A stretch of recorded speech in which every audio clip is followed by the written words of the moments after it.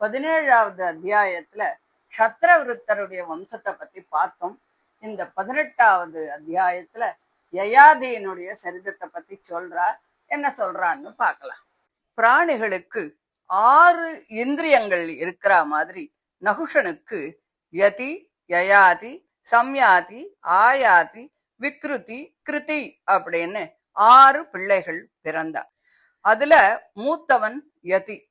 தன்னுடைய அப்பா தனக்கு ராஜ்யத்தை கொடுத்தா கூட அதனால ஏற்படக்கூடிய துக்கங்களை நன்னா தெரிஞ்சுண்டு அதை அவன் ஏத்துக்கல. ராஜ்யத்துல ஆசைப்படுறவன் தன்னை அறிய மாட்டான் இல்லையா? நகுஷன் இந்திர பதவியை அடைஞ்சு இந்திராணியை அடைய விரும்பும் போது அவள் அகஸ்தியர் முதலிய பிராமணர்கள் கிட்டக்க போய் விஷயத்த சொல்றா. அவளும் நகுஷனை வாகனத்துல ஏத்திண்டு ஊர்கோலமாக வர நகுஷன் இந்திராணியை அடையணும் அப்படின்னு வேகமாக சீக்கிரமா போகும்படியாக அந்த முனிவர்களை கால் கட்டை வரலால குத்தி தூண்ட அவர்கள் அவனுடைய துர்புத்திய பார்த்து கோபிச்சுண்டு நீ சர்ப்பமாக போ அப்படின்னு சொல்லி சபிச்சு விடுறா. வாகனத்திலிருந்து கீழே அவனை தள்ளிவிட அவன் அப்படியே சொர்க்கத்திலிருந்து கீழே விழுந்து மலைப்பாம்பாக பிறந்துட்டான். யயாதி தன் தந்தை அப்படி இந்திர பதவியிலிருந்து விழுந்ததும் ராஜ்யத்தை தான் ஆண்டு வந்தான். அவன் தன் தம்பிகளான சம்யாதி முதலிய 4வரையும் 4 திசைகள்ல ஏற்பாடு பண்ணி தான் சுக்கரனுடைய பெண்ணான தேவயானியையும் ரிஷபர்வாவனுடைய பெண்ணான சர்மிஷ்டையையும் கல்யாணம் பண்ணிண்டு பூமியை பாதுகாத்துண்டு வந்தான்.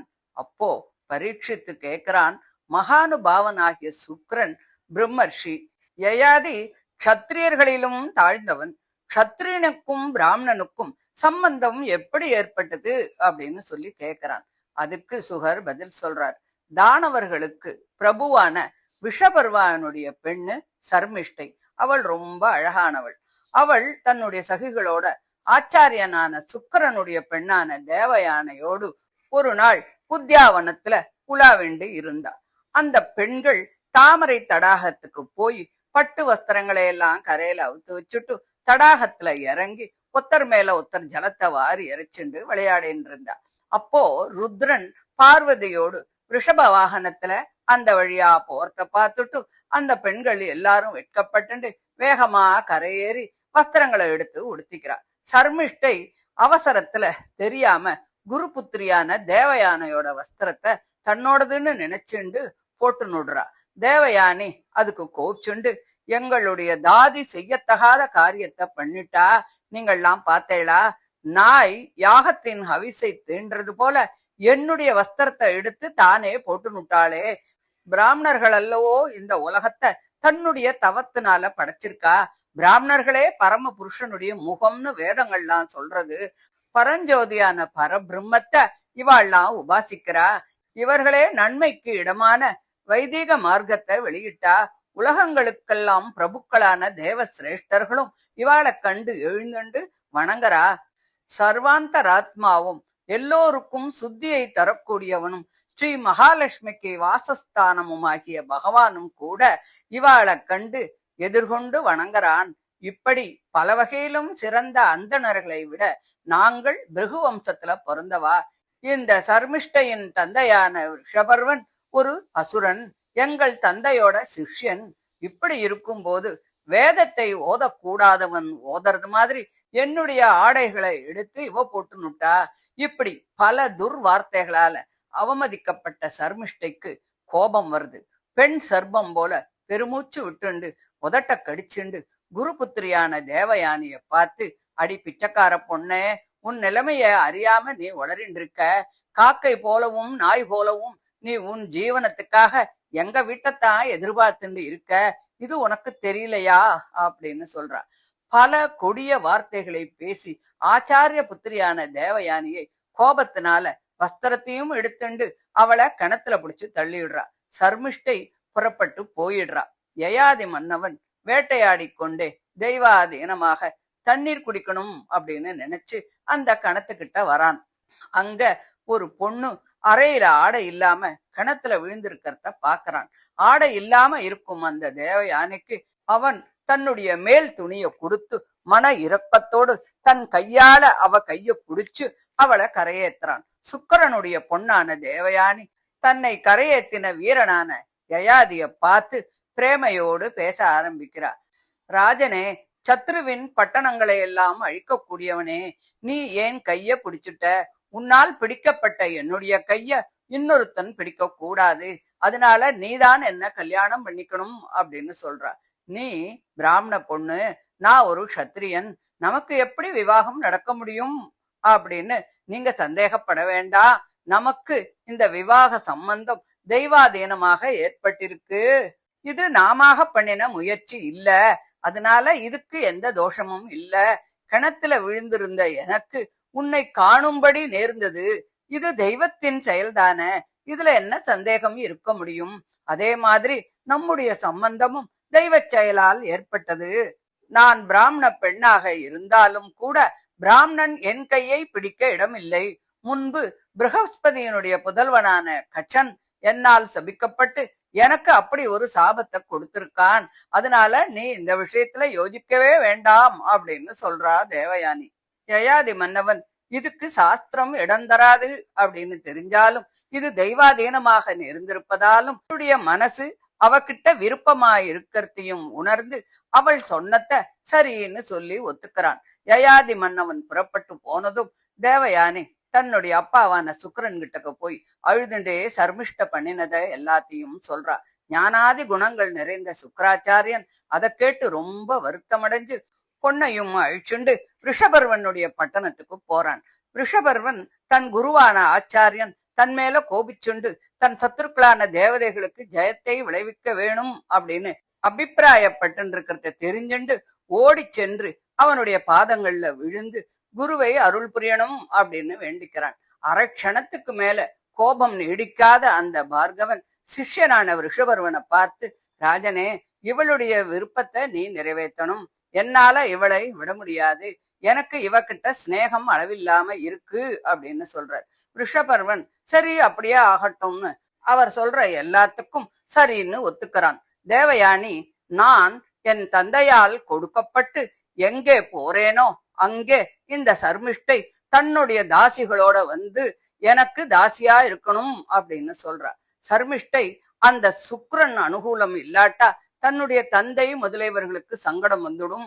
அனுகூலமா இருந்தா பெரிய பிரயோஜனம் கிடைக்கும் அப்படின்னு ஆலோசிச்சு தன்னுடைய சகிகளான 1000 பெண்களோடு தானும் ஒரு தாசியை போல தேவயானைக்கு பணிவிட பண்ணிண்டு வந்தா. அப்புறம் சுக்கராச்சாரியன் தன் புதல்வியான தேவயானியை சர்மிஷ்டையோடு நகுஷன் பிள்ளையான யயாதிக்கு கொடுத்து அவனை பார்த்து, மன்னவா, சர்மிஷ்டைய ஒரு காலும் படுக்கையில நீ ஏத்துக்க கூடாது அப்படின்னு சொல்றார். ஒரு சமயம் சர்மிஷ்டை யயாதி மன்னவனுடைய பாரியையும் சுக்கிரனுடைய பொண்ணுமான தேவயானி அழகான பிள்ளைகளை பெற்று வாழ்வதைக் கண்டு தானும் ருது காலத்துல இருப்பதை நினைச்சுண்டு சகியான தேவயானியின் பர்த்தாவான அந்த யயாதி மன்னவனையே தனக்கு சந்ததி வேணும் அப்படின்னு சொல்லி வேண்டிக்கிறார். யயாதி மன்னவனும் அப்போது சர்மிஷ்டையால் இப்படி கேட்கப்பட்டதும் சுக்கிரனுடைய வார்த்தை நினைவுக்கு வந்தா கூட அந்த காலம் தெய்வாதீனமாக நேர்ந்திருக்கு அப்படின்னு அவளோட சேர்ந்துடுறான். தேவயானைக்கு யது துர்வசு அப்படின்னு 2 குழந்தைகள் பிறக்கிறது. ரிஷபர்வனுடைய புதல்வியான சர்மிஷ்டை திருஹ்யு, அனு, பூரு அப்படின்னு 3 பிள்ளைகளை அடையறா. செருக்கு உடைய அந்த தேவயானை அசுரனுடைய குமாரத்தியான சர்மிஷ்டையும் தன் பர்த்தாவிடத்தில் கர்ப்பம் தரித்த செய்தியை தெரிஞ்சுண்டு ரொம்ப கோபத்தோட தன்னுடைய பிறந்த வீட்டுக்கு போயிடுறா. யயாதி அன்புக்கு இடமான தேவயானியை தொடர்ந்து அவ பாதங்களை பிடிச்சு பல உபச்சாரங்களை பண்ணி பல நல்ல வார்த்தைகளை சொல்லி சமாதானம் பண்ணியும் கூட அவளை சமாதானப்படுத்த முடியல. அப்பொழுது சுக்கிரன் கோச்சுண்டு அந்த யயாதிய பார்த்து, பெண்ணாசை பிடிச்சவன் நீ, பொய்யே ஒரு புருஷனாக உருவம் எடுத்தது போல நீ இருக்க, பிராணிகளின் அழகை குலைக்கும் கிழத்தனம் உன்னை பிடித்து கொள்ளட்டும் அப்படின்னு ஒரு சாபத்தை கொடுத்துடுறார். அப்படி சபிக்கப்பட்ட அந்த மன்னவன் சுக்கிரனை பார்த்து, பிராமண சிரேஷ்டரே, உமது புதல்வி இடத்துல காம போகங்களால நான் இன்னும் திருப்தியை அடையாமத்தான் இருக்கேன். அதனால நீங்க என்னை மன்னிக்கணும் அப்படின்னு கேட்கிறான். அதை கேட்ட சுக்கிரனும், சரி, உன்னுடைய கிழத்தனத்தை யார் வாங்கிக்கிறேன் அப்படின்னு சொல்லி ஒத்துக்கிறாளோ அவளுடைய யவ்வனத்தை நீ வாங்கிண்டு உன்னுடைய கிழத்தனத்தை அவனுக்கு கொடு. காம போகங்களை அனுபவிக்க வேண்டும் என்ற விருப்பம் எதுவரையில் உனக்கு மாறாமல் இருக்கிறதோ அதுவரையில் நீ உன் கிழத்தனத்தை கொடுத்து யவ்வனத்தை மாத்திக்கோ அப்படின்னு சொல்றார். அந்த யயாதி மன்னன் தன் பிள்ளைகள் கிட்ட ஜேஷ்டனான யதுவை பார்த்து, அப்பா யது, உன் பாட்டனார் கொடுத்த சாபத்தால ஏற்பட்ட இந்த கிழத்தனத்தை நீ ஏத்துண்டு உன் யவ்வனத்தை எனக்கு கொடுக்கறையா அப்படின்னு கேட்டார். நான் இன்னும் சப்தாதி விஷய போகங்கள்ல திருப்தி ஏற்படாமத்தான் இருக்கேன். அதனால உன்னுடைய யவ்வனத்தை வாங்கிண்டு நான் இன்னும் சில வருஷங்கள் சுகத்தை அனுபவிக்க ஆசைப்படுறேன் அப்படின்னு சொல்லி கேட்கிறான். அதை கேட்ட யது, உனக்கு வயதின் நடுவில் நேரிட்ட கிழத்தனத்தை வாங்கிக்க எனக்கு இஷ்டமில்ல. விஷய சுகங்களை அனுபவிக்காமல் யாரும் வைராக்கியத்தை அடைய முடியாது. அந்த சுகங்களை அனுபவித்த உனக்கே இன்னும் வைராக்கியம் வரல.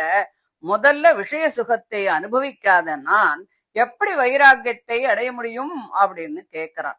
துர்வசு, திருஹ்யு, அனு இவா எல்லாரும் அப்படியே அப்பாவால கேட்கப்பட்டும் கூட எல்லாரும் கிழத்தனத்தை வாங்கிக்க மாட்டேன்னு சொல்லி மறுத்துட்டா. பிறகு யயாதி 3 பிள்ளைகளை காட்டிலும் வயதில் குறைந்தவனும் குணங்களால் மேம்பட்டவனுமான பூருவை பார்த்து, குழந்தை, நீயும் உன் தமையன்மார்களைப் போல என்னை திரஸ்கரிக்காத அப்படின்னு சொல்றான். அதை கேட்ட பூரு அப்பாவை பார்த்துட்டு, இந்த உலகத்துல எந்த புருஷன்தான் தனக்கு தேகத்தை விளைவித்து கொடுத்த மகா உபகாரனான தந்தைக்கு பதில் உபகாரம் செய்யக்கூடியவன் ஆவான்? புருஷன் தந்தையின் அனுகிரகத்தினால் அல்லவோ மேலான இகலோக சுகத்தையும் பரலோக சுகத்தையும் அடைறான். அவனுக்கு பதில் உபகாரம் செய்ய முடியவே முடியாது. இருந்தாலும் அவன் என்ன நினைக்கிறான் அப்படிங்கறத தெரிஞ்சுண்டு அதை செய்கின்றவன் உத்தமன். அவன் சொன்னபடி செய்கின்றவன் மத்தியமன். அதை அஸ்ரத்தையோடு செய்கின்றவன் அதமன். அஸ்ரத்தையோடும் கூட செய்யாதவன் அந்த தந்தையின் மலமூத்திரங்களை போன்றவனே தவிர அவன் பிள்ளையே இல்ல அப்படின்னு சொல்லி பிரீத்தியோட அப்பாவினுடைய கிழத்தனத்தை வாங்கிண்டு தன்னுடைய யவ்வனத்தை அவனுக்கு கொடுத்தான். அதுக்கப்புறம் அந்த யயாதி மன்னவன் பிள்ளை கொடுத்த யவ்வனத்தை வாங்கிண்டு காம சுகங்களை இஷ்டப்படி அனுபவிச்சுண்டு வரான். அவன் 7 தீபங்களுக்கும் பிரபுவாகி பிரஜைகளை எல்லாம் பாதுகாத்து இந்திரியங்களை எல்லாம் திடமாக இருக்க மன விருப்பத்தின்படி விஷய சுகங்களை அனுபவித்து வந்தான். அன்புக்கு இடமான தேவயானி ரொம்பவும் அன்பனான தன் பர்த்தாவுக்கு ஏகாந்தத்துல மிகுந்த பிரீதியை கொடுத்துண்டு வந்தா. யயாதி மிக பெரிய தட்சணைகளை உடைய பல யாகங்களால சமஸ்த தேவதா சொரூபனும் சமஸ்த யஜ்ஞங்களாலும் ஆராதிக்க தகுந்தவனும் அதற்கு பலனை கொடுப்பவனும் அவற்றின் ஹவிர்பாகங்களை புசிப்பவனும் தன்னை பற்றினவருடைய வருத்தங்களை எல்லாம் போக்கக்கூடியவனுமான பரம புருஷனை ஆராதிச்சென்று வந்தான். சேதனா சேதன ரூபமான இந்த பிரபஞ்சமெல்லாம் யாரால் படைக்கப்பட்டு ஆகாசத்துல மேகத்தின் வரிசை போல சொப்பனம் போலவும் மாயை போலவும் மனோரதம் போலவும் பலவாறு தோன்றுவதும் மறைவதுமாக இருக்கின்றதோ அப்படிப்பட்ட பெருமையுடையவனும் வாசுதேவன் என்று சொல்லப்படுகின்றவனும் சமஸ்த பிராணிகளின் ஹிருதய குகையிலே வசிப்பவனும் அணுவான ஜீவனை காட்டிலும் அணுவாக இருப்பவனுமான அந்த ஸ்ரீமன் நாராயணனை மனதிலே தியானித்து ஒரு பலனையும் விரும்பாமல் சமர்த்தனாகிய அந்த மன்னவன் பல யாகங்களை பண்ணினான்.